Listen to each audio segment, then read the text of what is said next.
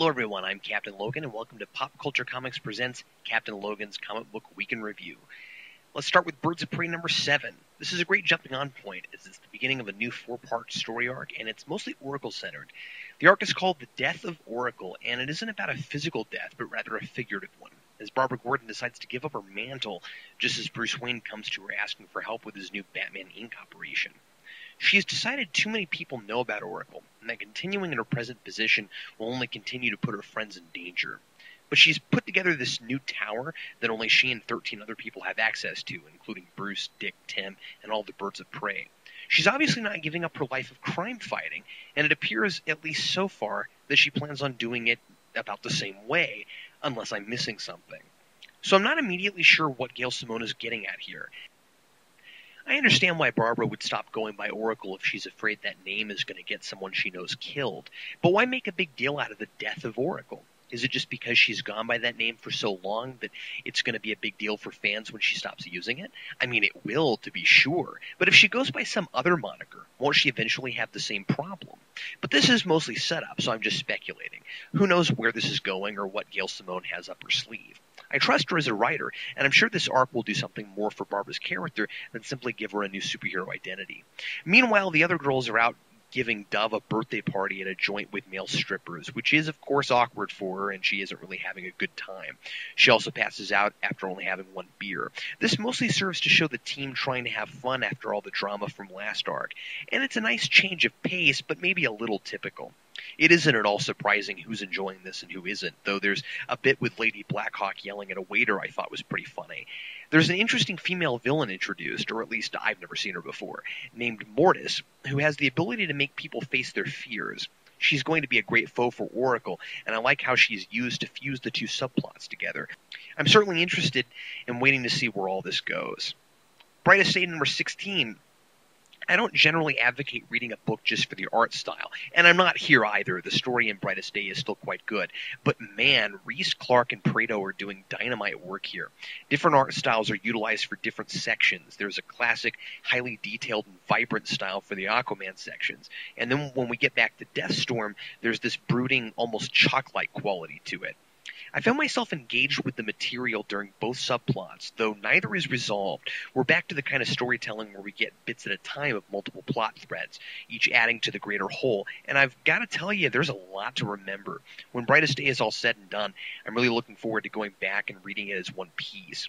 The first thread returns us to Aquaman, who's trying to convince the son of Black Manta to take up the Aqualad mantle and fulfill his destiny as a living key with the ability to open the Bermuda Triangle.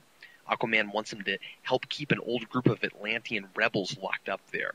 This is a classic coming-of-age story, the young kid with a grand future he can't fathom, who fights against it because he's afraid of it, but ultimately has a responsibility to it.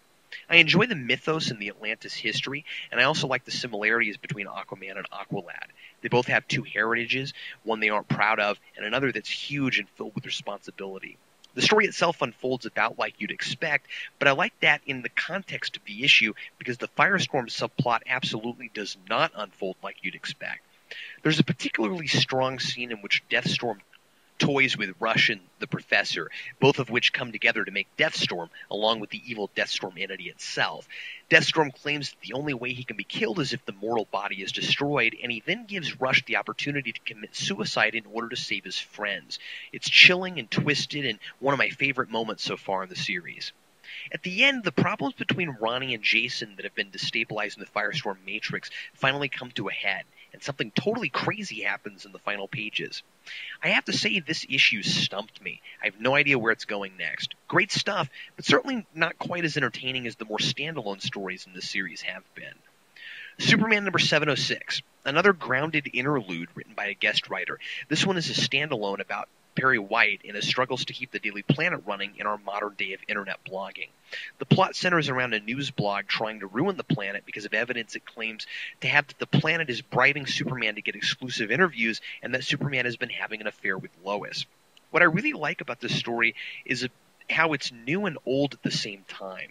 It takes very old dual identity themes, Superman and Lois having to figure out how to have a relationship without anyone knowing, and presents them in a modern way. In our day and age, people would be a lot more skeptical about all the stories the Daily Planet runs about Superman and about why Lois always seems to be able to get a hold of Superman anytime she wants to. There's a certain amount of escapism in the way Superman used to be, however.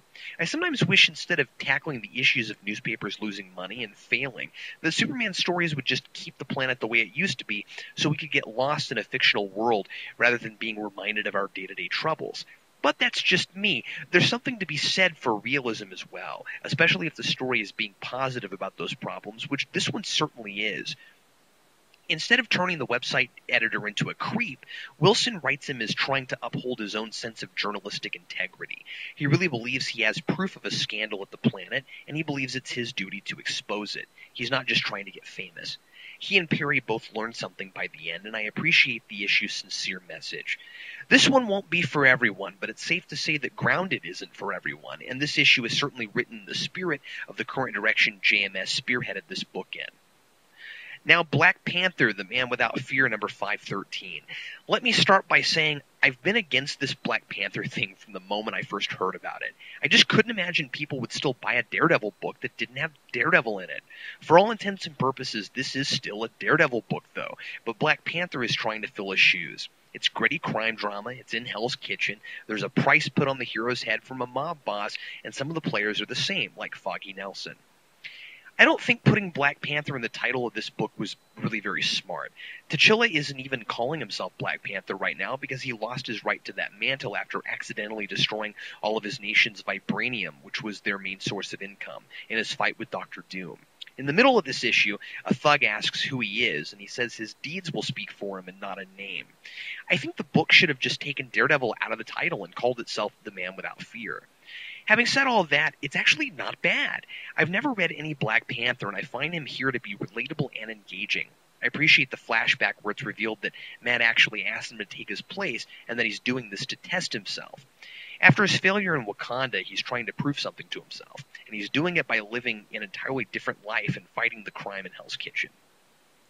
The book is very thorough and gives a lot of details about just how T'Challa goes about creating his new persona, how he gets a new forged identity from Foggy Nelson, and how he starts a new job, managing a diner called the Devil's Kitchen. There's an amusing scene where T'Challa, not yet over his refined king speak, very seriously and formally speaks to a customer about a complaint she has with her French toast. I instantly respected and cared about T'Challa, expecting to have no interest in him whatsoever. He is a guy who's lost his place in the world and is working hard to find himself again. The most impressive thing about the issue is how it manages to feel like a Daredevil book while focusing on a character who is quite different, but similar in the ways that integrate him very well into the book. T'Challa is also getting a new adversary I really like, a mob boss who happens to be a super soldier. I still think having Black Panther replace Daredevil was an odd choice, but surprisingly, I really enjoyed this. Chaos War number 4. There's only one more issue after this, and it just keeps getting bigger and bigger. This is about as big and cosmic as you can get. By the beginning of this issue, the Chaos King has already destroyed over 98% of the multiverse, and he's slowing down a little because he's destroying too much too fast, and he's getting a little bored. Athena decides to join Chaos King against all the gods, and her reasons are interesting. She seems to think this is just the order of things, the cycle of history that always must happen. Darkness and chaos destroy, then order restores a balance. So she wants to help Chaos King kill everything so the multiverse can start over and order can be restored. It's the ultimate validation of evil, operating under the idea that what Chaos King is doing is actually good in the long run. I really like the art in this book. It reminds me a bit of the current Avengers series, somewhat sketchy and not highly detailed, giving a real focus to the people and things the book wants to focus on in this grand-scale story, which makes a lot of sense. The remaining gods are planning to try to move everyone on Earth safely into a bubble universe, which Galactus is working on making happen, and Hercules is set up to be the hero of the whole thing, when the creator of the gods herself appears to give Hercules a power that may allow him to end all this, but not without making sacrifices. If you don't like cosmic stories, you won't like this, and as I said last time I reviewed Chaos War, it's usually not my thing either, but something about this particular series really excites me. I don't know if it's just that it's so huge, maybe it's that having a villain who wants to destroy everything is just really fun to me. This is fun in the same way the last arc about the time stream crisis in Avengers was. From Boom Studios, Stan Lee's Soldier Zero number 3. So from what I can tell, Soldier Zero is a series created by Stan Lee, and I'm sure he's helped with some of the plotting, but he hasn't actually written this. The writer is Paul Cornell. I'm just jumping on now, but I found the story to be pretty straightforward. Basically, a paraplegic is joined with a symbiotic life form after a meteor hits, which gives him superpowers and allows him to walk again. But the power is limited, and if he uses it too often, the parasite has to take power from other places, like his brain. At the same time, another of these parasites, but a more powerful and evil one, has taken control of a deputy sheriff and is after Soldier Zero. I enjoyed a lot of the science and rules of these parasites. They can work in concert with a host body, or they can take over a dead body, as the evil parasite does. But they have to work hard to keep people believing the body is alive, preventing people from noticing the decaying smell, etc. I like Soldier Zero's narration boxes. We get to see Stewart and the parasite talk and argue with each other throughout the book, and sometimes they do this out loud as well. I also like how the book deals with regular people coming to terms with the supernatural. There's a surveillance camera that picks up footage of Soldier Zero using his powers, and though they don't want to, the police are forced to believe what their eyes are telling them. I do find the book to be a little overwritten. Characters talk too much about actions we can see on the panel, and the dialogue is sometimes overly wordy. Stewart says the word incredible a lot, for instance. And I'm assuming these parasites are somehow mechanical in origin, because otherwise these costumes don't make a lot of sense. I think the costume design is a little generic, as if it's trying really hard not to mimic Iron Man, but it doesn't have its own unique features either. It does have a number of intriguing ideas, though, and I recommend it for anyone who might be wanting to try something different from mainstream titles. I don't think this series has really found its footing yet, but it has real potential. And also out this week from DC, Green Lantern number 60, more is revealed about the Indigo Tribe, and Spirit number 9, the Spirit discovers a secret that could cause a war between the crime bosses of Central City. From Dynamite, there's Green Hornet number 11. Green Hornet has taken care of the Black Hornet, but now there's an even deadlier threat on its way. And from Marvel, there's Amazing Spider-Man number 650. Spider-Man has a new suit to fight a souped-up Hobgoblin. And those are my news and reviews for this week. Thanks for watching, and I'm Captain Logan, wishing you pleasant reading and creative thinking.